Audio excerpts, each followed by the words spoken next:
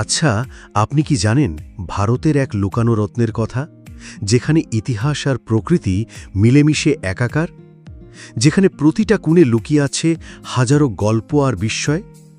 হ্যাঁ, আমরা কথা বলছি ত্রিপুরা নিয়ে।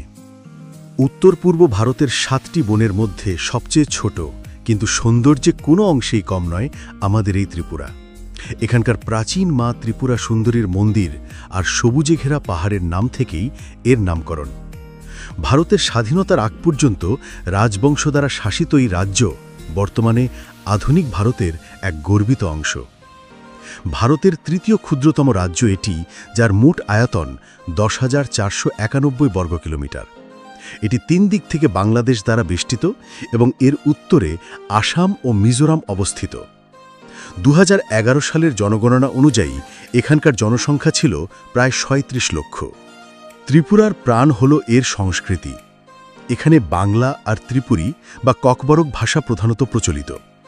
বাঙালি আর ত্রিপুরী এই দুটো প্রধান জনগোষ্ঠীর সহাবস্থান এক অসাধারণ সম্প্রীতি তৈরি করেছে। একদিকে যেমন ধুমধাম করে পালিত হয় দুর্গাপূজা, তেমনি অন্যদিকে ত্রিপুরী ভাই বোনেরা মেতে ওঠে তাদের ঐতিহ্যবাহী গড়িয়া পূজায়। এখানকার লোকনৃত্য আর বাঁশ মেতের হস্তশিল্প যেন জীবন্ত করে তোলে এখানকার মাটিকে।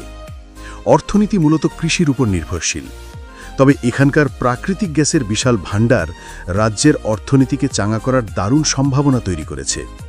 প্রাকৃতিক সম্পদ আর যোগাযোগ। প্রকৃতির কোলে লুকানো এই রাজ্যের সৌন্দর্য অতুলনীয়। এখানে রয়েছে অসংখ্য পাহাড়, সবুজ বন আর অনাবিষ্কৃত ঝর্ণা, যা প্রকৃতিপ্রেমীদের মন জয় করে নেবে। যোগাযোগ ব্যবস্থার দিক থেকেও ত্রিপুরা এগিয়ে চলেছে। একসময় বাকি ভারতের থেকে কিছুটা বিচ্ছিন্ন হলেও জাতীয় সড়ক ৮ ত্রিপুরার লাইফলাইন হয়ে উঠেছে। শুধু সড়কপথই নয়, বাংলাদেশ হয়ে রেলপথেরও কাজ চলছে জোর কদমে।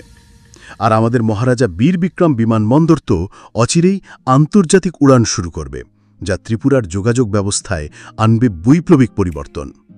আর যদি আপনি প্রকৃতির পূজারী হন বা ইতিহাস ভালোবাসেন, তাহলে ত্রিপুরা আপনার জন্য। এখানে রয়েছে 5টি অসাধারণ পর্যটন কেন্দ্র, যা আপনার মন কেড়ে নেবে। 1. ঊনকোটি, পাহাড়ের গায়ে খোদাই করা হাজারো প্রাচীন ভাস্কর্য, যা আপনাকে এক অন্য জগতে নিয়ে যাবে। 2.